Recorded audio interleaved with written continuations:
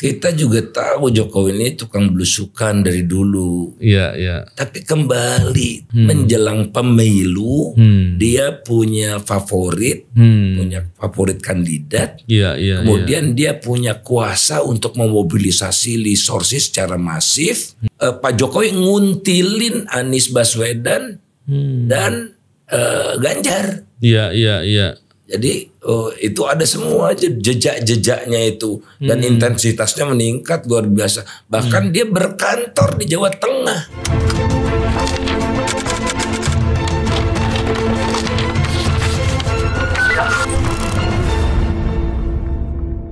Bismillahirrahmanirrahim. Assalamualaikum warahmatullahi wabarakatuh. Salam integritas. Alhamdulillah kembali berbincang di podcast ini. Kali ini kita membicarakan terkait dengan perbincangan yang menarik sekali di Mahkamah Konstitusi. Terutama berkaitan dengan masalah bansos. Bersama dengan kita ada Pak Faisal Basri. Apa kabar Pak Faisal? Alhamdulillah Mas. Beliau juga memberikan keterangan sebagai ahli di Mahkamah Konstitusi. Fokus bicara soal bansos kalau nggak salah ya Pak Faisal. Ya. Dan hari ini kita lihat ada 4 orang menteri, 2 Menko dan 2 menteri, Menteri Sosial dan Menteri Keuangan yang menyampaikan keterangan juga di Mahkamah Konstitusi. Tentu menarik sekali untuk kita lihat karena ada perbedaan nih. Yang dari menteri tentunya menyampaikan bahwa ini adalah proses yang biasa begitu. Emang ada kebutuhan dan lain-lain. Sedangkan ada dugaan bahkan keyakinan penggunaan bansos untuk diarahkan sebagai upaya untuk memberikan dukungan atau mendapatkan elektoral lah kepada salah satu paslon. Dan ini menarik sekali karena seperti apapun kalau kita bicara terkait dengan pengelolaan negara, tentu segala sumber daya yang dimiliki oleh negara itu dikelola untuk kepentingan masyarakat. Kalau disalahgunakan pada dasarnya itu masalah ya korup lah, walaupun belum tentu dalam undang-undang tidak pidana korupsi. Pak Faisal, tentunya Pak Faisal yang menyampaikan kemarin itu jelas sekali. Seperti kebiasaan Pak Faisal dalam berbicara lugas ya, jadi menarik sekali. Bisa Pak Faisal berikan gambaran yang lebih mudah kepada awam. Saya termasuk yang awam nih Pak Faisal, soal masalah ekonomi terutama. Saya kalau hukum agak sedikit mengerti.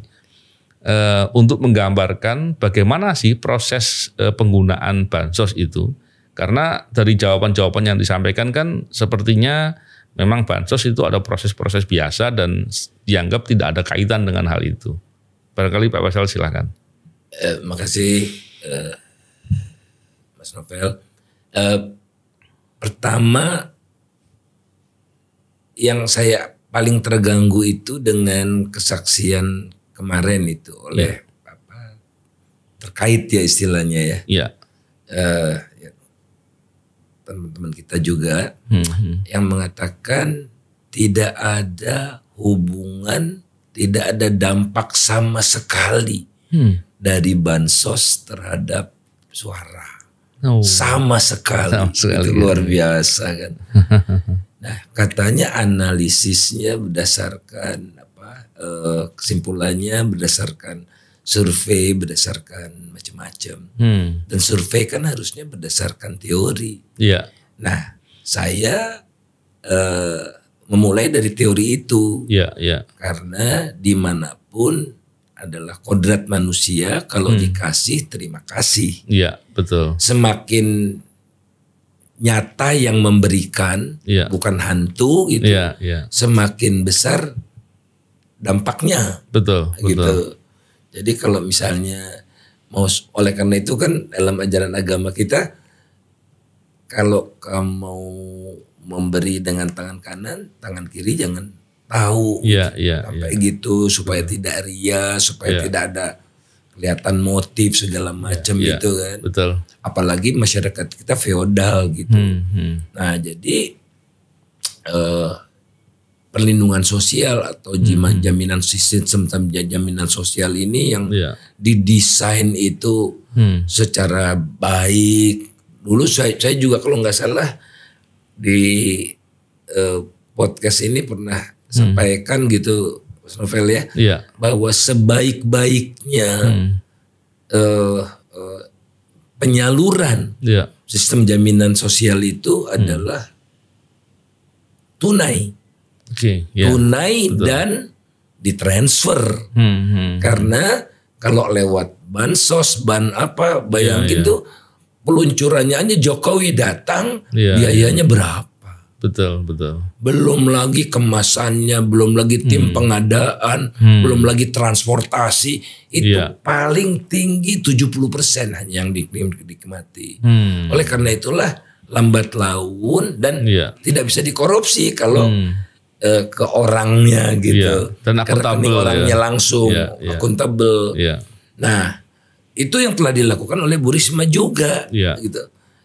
Karena dia tidak mau mengulangi kesalahan menteri sebelumnya kan, yang Iya.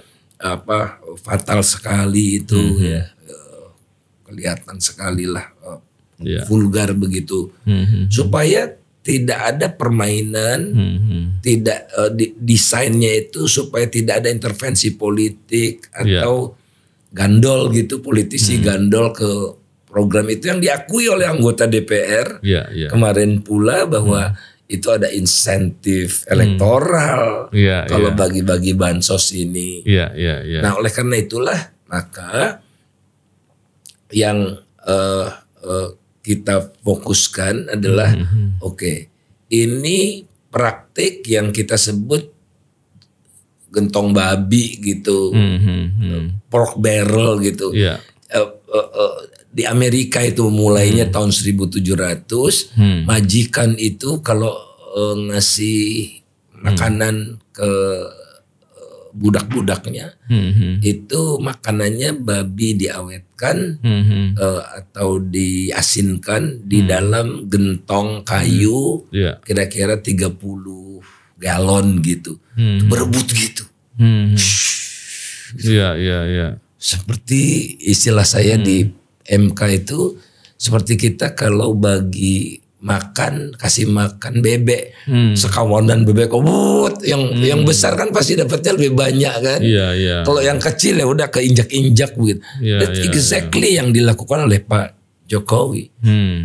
Dia ngerti itu, dia tahu masyarakat kita feodal, dan oleh karena itu maka intensitas bansos yang bagi langsung bukan hanya oleh Jokowi saja, tapi para menteri, dan itu kan cuma simbolik bahwa hanya kan melaksanakan hal serupa sampai level paling rendah gitu. Iya. Dan sedapat mungkin lewat panggung, istilahnya dijadikan panggung. Iya. Dan itu juga yang dikatakan oleh Saudara Bahlil, Menteri Investasi itu, dia bilang silakan kalau Bu Risma mau untuk bikin panggung serupa gitu. Jadi nyata-nyata di mata mereka dan mereka mengakui itu adalah panggung elektoral. Oleh karena itulah nanti Bung Fit bisa jelaskan itu fenomena kerja 4 tahun bobrok itu dilupakan rakyat kalau di tahun terakhir atau hari terakhir atau bulan terakhir atau minggu terakhir itu kesannya baik, itu sifat manusia. Makanya menjelang habis mendekati pemilu ini makin intens yang namanya bagi-bagi. Mulai dari bagi susu, kemudian beras 10 kilo, ada yang pemesan 5 kilo, ada BLT-nya, dan bahkan teman-teman tuh bilang tuh di kesaksian itu bertemu dengan saksi-saksi itu, hampir tiap hari ada aja bansos ini. Nah, padahal Bu Risma sudah, Kementerian Sosial sudah melakukan itu dan selesai Desember. Lantas diperpanjang atas inisiatif Erlangga Hartarto. Mungkin dibahas di sidang kabinet tidak tahu, tapi dari berbagai pemerintahan diinisiatif oleh Erlangga Hartarto, Menteri Perekonomian, Menteri Menko Perekonomian. Alasannya kami sudah evaluasi berdasarkan wawancara, waktu dialog Dialognya barangkali dengan 2 orang, 5 orang. Jadikan saking kebeletnya itu untuk segera dikucurkan Januari, Februari. Dan sebelum dikucurkan kan elektabilitas nomor urut 2 kan masih 30-an. Setelah itulah menembus 50 itu. Jadi nyata dan itu dibuktikan oleh Dr. Fit Adrison secara umum dan itu kan bansos secara keseluruhan, Lindos keseluruhan dikeluarkan subsidinya. Nah saya menambahkan konteks teorinya itu tadi. Kalau di negara maju kan tidak ada orang miskinnya. Jadi biasanya proyek, Mas. Jadi anggota-anggota DPR masukkan anggaran proyek-proyek mercusuar gitu ke daerah konstituennya agar dia bisa terpilih kembali gitu.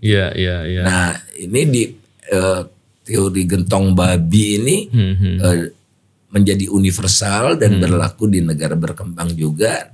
Tentu saja modus operandinya ya bansos itu gitu karena mereka nggak punya uang kan. Menarik sekali Pak. Emang kalau melihat dari yang disampaikan oleh menteri tadi, saya lupa yang mana tadi yang disampaikan. Kan ada 4 menteri yang sedang memberi keterangan hari ini. Disampaikan bahwa bansos itu memang diberikan di negara-negara lain juga banyak memberikan. Konteksnya El Nino ya. Karena El Nino dan kemudian memang di akhir tahun di bulan November kalau tidak salah ada kebijakan untuk diperpanjang karena resiko El Nino masih ada gitu. Dan memang Pak Faisal ketika di setiap keterangan saya masih ingat sekali selalu bilang bahwa bansos itu memang diperlukan. Cuman masalah penyalahgunaan bansos yang menjadi persoalan gitu kan. Dan yang menarik adalah ada beberapa rekan yang membuat tabel untuk membandingkan antara bulan Januari di 2022, 23 dan 2024. Itu 2024 ini melonjaknya luar biasa. Barangkali nanti bisa ditampilkan ya gambarnya seperti itu. Terutama Januari Februari 2024. Ya, Januari Februari 2024 itu lonjakannya tinggi sekali. Sehingga ketika dilihat bahwa ini sebagai diyakini bahwa ini sebagai kesengajaan dengan suatu maksud untuk kepentingan pemilu atau elektoral, ini sangat masuk akal gitu. Tapi untuk menjawab tadi Pak Faisal, ketika dikaitkan dengan masalah kepentingan El Nino dan yang kedua dikaitkan bahwa pemberian bansos itu memang diperlukan di awal tahun karena ada kenaikan harga BBM kalau nggak salah. Itu alasan yang disampaikan. Kalau Pak Faisal bagaimana menjelaskan dua itu? Nah ini yang menarik, ada kontradiksi. Memang kalau, ya saya tidak menuduh gitu, tapi kira-kira kalau berbohong itu harus ditutup dengan berbohong yang lebih berat gitu. Ini saya lihat sayang sih ya tim penasihat hukum pelapor istilahnya Mas. Termohon, pemohon ya. Nggak bisa nanya gitu kan. Iya betul. Nah, tapi kan banyak sekali inkonsistensi itu. Jadi contohnya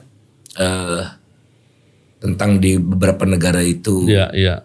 Nah nyata kok bahwa di akhir 2023 itu fenomena El Nino udah menurun dan ditunjukkan juga oleh Erlangga Hartarto itu, tapi nggak ditunjukkan tabel yang menunjukkan harga pangan sudah turun sejak Desember 2023 dan terus turun. Dan itu terjadi di dunia, maksudnya di negara lain. Bukan harga dunia. Nah kemudian khusus beras juga turun dari Januari. Artinya sudah mereda. Erlangga Hartarto menggas terus gitu kan. Dia tidak tunjukkan, dia katakan harga naik 50% beras Vietnam. Tapi dia nggak lihat bulan Januari Februari udah turun. Dan di Indonesia sebaliknya sudah mereda di gas El Nino ini. Tapi aneh. Kenapa aneh, Mas? Tadi juga saya tapi tidak bisa ya karena beberapa agak tergesa-gesa gitu sebelum kesini saya dengar itu ada penjelasan mengapa mencekam itu produksi turun dari bulan apa ke bulan apa kata 5 juta ton itu sangat tidak benar. Mungkin produksi gabah. Kan kita harus kompatibel dong, beras. Kan objeknya beras. Produksi beras itu tidak mengalami penurunan tajam. Hanya 645.000 ton. Besar Rinas. Tapi itu sudah diantisipasi dengan mengimpor 3 juta ton. Harusnya kan, harusnya kan cukup untuk stabilisasi harga. Betul. Tapi harga terus meningkat, harga beras ini tak terkendali sampai bulan Februari di masa pemungutan suara itu mencapai tingkat harga tertinggi sepanjang sejarah di Indonesia. Nah, jadi apa nih niatnya ini? Mau ngimpor untuk dibagi-bagi, apa impor apa stabilisasi harga? Karena kalau stabilitas harga terjadi, orang yang nyaris miskin nggak jadi miskin. Tapi gara-gara harga berasnya naik, yang tadi nyaris miskin jadi miskin. Artinya kalau bicara terkait dengan harga naik, berarti jumlah berasnya dengan kebutuhannya itu masih terlalu sedikit, artinya jumlah berasnya sedikit, kebutuhannya banyak, jadi harga naik, kurang lebih gitu ya Pak Faisal. Betul. Ini kebutuhan kan tidak melonjak. Kemudian produksi tidak terjadi bencana alam nasional. Saya juga tunjukkan di statistik di Mahkamah Konstitusi itu ada bencana banjir, bencana kemarau, bencana cuaca ekstrim. Nah, itu yang saya tunjukkan itu lebih parah. Tahun 2021 kok nggak ada bantuan El Nino. Kok El Nino-nya ada bantuan El Nino tatkala intensitas El Nino-nya lebih rendah dari tahun 2021. Jadi apa? El Nino itu dibuat-buat untuk itu meningkatkan panggung-panggung show pembagian itu dan nanti diamplifier oleh para menterinya ini dari Pak Jokowi dan oleh karena itu berterima kasihlah kepada Pak Jokowi dengan memilih calon yang direstui Pak Jokowi. Nyata kok. Jadi Masya Allah kalau nurani orang itu buta, mudah-mudahan orang itu tidak selamat itu. Pak, kalau bicara tadi yang keterangan ahli tadi yang menyampaikan di sidang bahwa bansos itu tidak ada korelasi dengan perolehan suara gitu.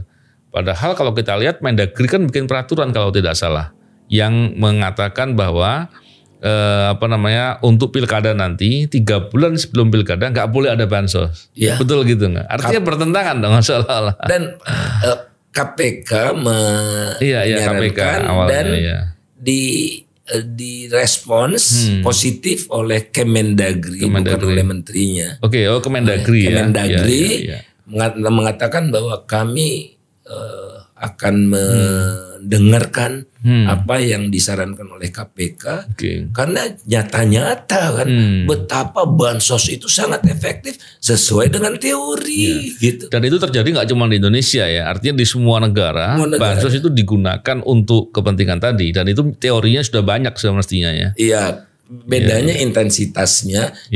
Zaman di Amerika juga ada bansos waktu Mas Novel masih ingat nggak? Cek kan mereka keluarkan cek, Mas. Nah, waktu itu yang menandatangani Donald Trump waktu mau terpilih kembali itu. Tapi mereka kan udah otomatis masuk di dalam rekening mereka gitu, nggak ada upacara-upacara begitu kan. Jadi tidak efektif memang di negara maju yang berkecukupan gitu. Nah, kalau di negara berkembang ya itu jadi memang model di India itu kan dimanfaatkan oleh partai berkuasa. Modi ini kan intens juga dan Modi ini memang mirip-mirip kan didukung oleh konglomerat India gitu, mirip dengan Indonesia. Jadi Rusia, India, Indonesia, Thailand itu negara yang termasuk oligark. Ada oligarki indeksnya gitu. Iya, iya. Nah, mereka tuh top di dunia. Iya, iya, iya, iya. Jadi struktur politiknya coba tanya di misalnya di Afrika Selatan nggak terjadi itu. Pak, kalau melihat dari sejarah, artinya di tahun-tahun sebelumnya, kita kan pemilu sudah sering ya. Apakah dalam proses seperti ini, untuk pilpres terutama, itu praktek-praktek seperti ini juga dilakukan? Kalau Pak Faisal pengalamannya melihat itu gimana? Iya, dilakukan. Dibanding sama tahun ini gimana? Oh, ini masif Ini sekali. yang paling kelihatan ya? Masif sekali. Paling masif ya? Masif sekali, karena intensitasnya sangat tinggi. Oke, ya, ya, ya. Beragam. Beragam. Ya, ya. Karena kan wajar. Menang satu putaran kan susah sekali kan. Iya, iya, iya, iya. Oleh karena itu ada gerakan menang satu putaran. Yang bersaksi kemarin itu. Iya, iya, iya. Luar biasa sih. Iya, iya. Dia ahli apa? Fakta ya. Iya, iya. Kalau sebagai saksi ahli saya geleng-geleng kepala deh. Iya, iya. Masa dibolehkan gitu orang yang nyata-nyata tim sukses kok jadi ahli gitu kan. Iya, iya. Nah, jadi parah sekali menurut saya. Iya, iya, iya. Memang kalau melihat dari pembahasan Pak ya di Mahkamah Konstitusi, yang menjadi pola kecurangannya kan diantaranya adalah penunjukan pejabat ya. Betul. PJ kepala daerah. Dan korelasi dengan bansos ini kuat sekali mestinya ya, karena itu akan mempengaruhi langsung ya. Belum lagi pengaruh pada kepala desa.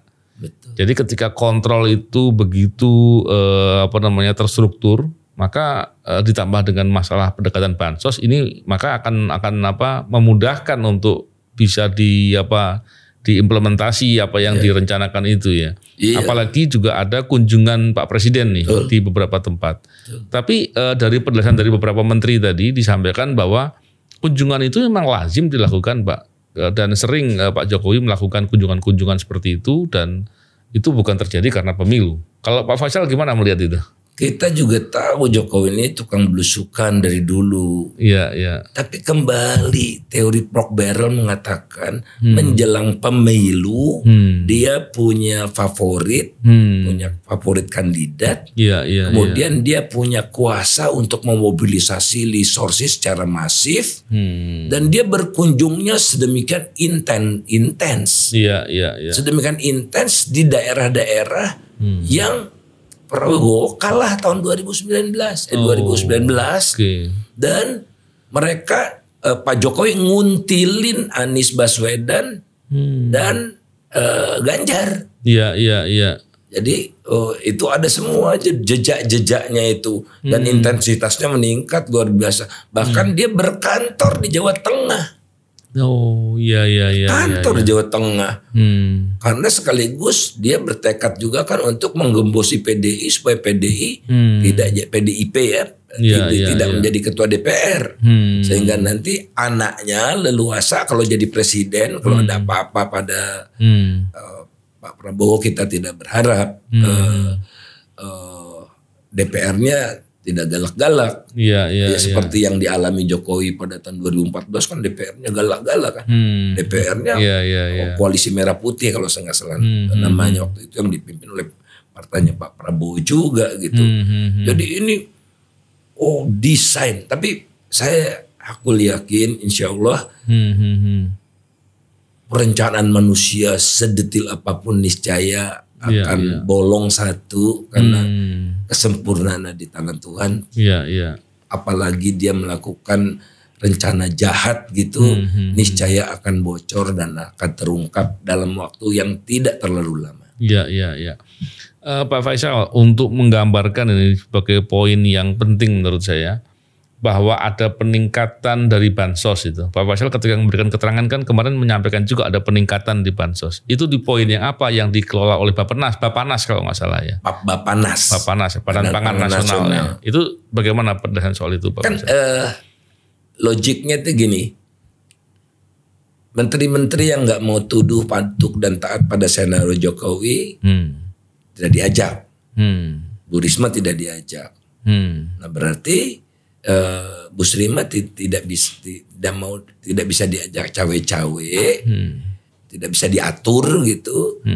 Nah maka dikeluarkanlah aturan Perpres atau apalah oleh Presiden itu, penyalurannya ini bisa dikelola di luar Kemensos gitu.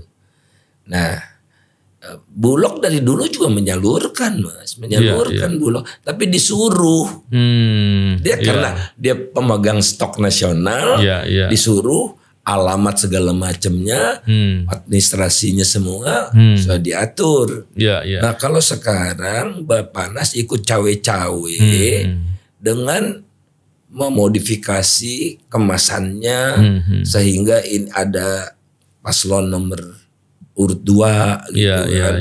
Jadi nyata sekali.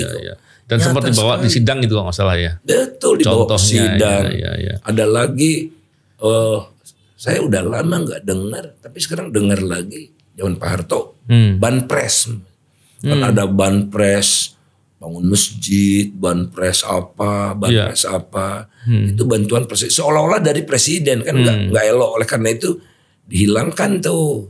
Nah sekarang ada lagi banpres untuk beras yang rada besar, barangkali 10 kilo ya, 10 kilo itu dibagi-bagi juga, itu ada tulisan bantuan presiden.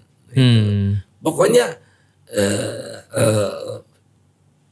mengupayakan agar segala bentuk bansos ini diasosiasikan ini belas kasihan Jokowi. Dan terima kasihlah dengan cara.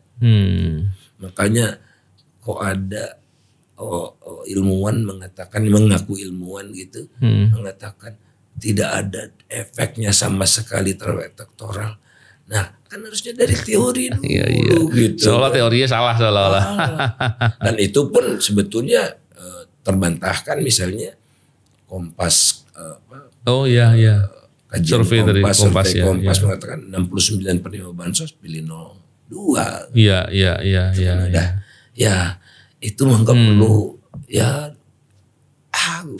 nggak perlu kecanggihan gitu. Iya. Menarik sekali itu. Memang kita sih khawatir ya kalau yang hal-hal seperti ini tidak dibawa ke permukaan, tidak dibuktikan dengan jelas, besok-besok akan ditiru lagi nih Pak Faisal. Sebentar, pilkada ini. Oh iya, sebentar lagi pilkada ya. Di pilkada ini berapa kerabat Pak Jokowi yang maju? Ada ajudan Ibu Iriana. Iya. Kemudian mantu. Kemudian mantu laki, mantu perempuan. Itu eksperimennya udah berhasil dan ini akan dilakukan oleh semua orang yang punya akses terhadap kekuasaan. Maka dulu kan kita bayangkan oligarki itu di level nasional ya Mas ya. Tapi oligarki itu punya lengkap jajarannya sampai level provinsi, kabupaten, kota. Mengerikan. Iya. Memang kalau kita lihat dari praktek demokrasi yang bermasalah, ini biasanya akan diikuti oleh praktek korupsi setelah itu nih Pak Faisal. Tentunya kita semua perlu kritis, perlu melihat ini sebagai masalah karena kita tidak mau kemudian terbangun ekosistem korupsi ini. Betul. Ya, ketika prakteknya terjadi dengan cara-cara yang curang, cara-cara yang manipulatif, kemudian dampaknya korupsi yang rugi kita semua kan gitu. Betul. Pak Faisal. Dan tentunya kita berharap nih semakin lama publik semakin paham ketika kita bahas ini di forum publik agar mereka ngerti dan jangan sampai kemudian terkecoh dengan hal-hal seperti ini yang membuat orang-orang yang melakukan cara-cara seperti itu bisa berhasil lagi. Terima kasih Pak Faisal. Tentunya kita berharap semoga yang kita diskusikan dipahami oleh masyarakat dan tentunya kita berharap tidak terjadi lagi, minimal tidak terjadi lagi untuk ke depan. Terima kasih. Salam integritas. Assalamualaikum warahmatullahi wabarakatuh.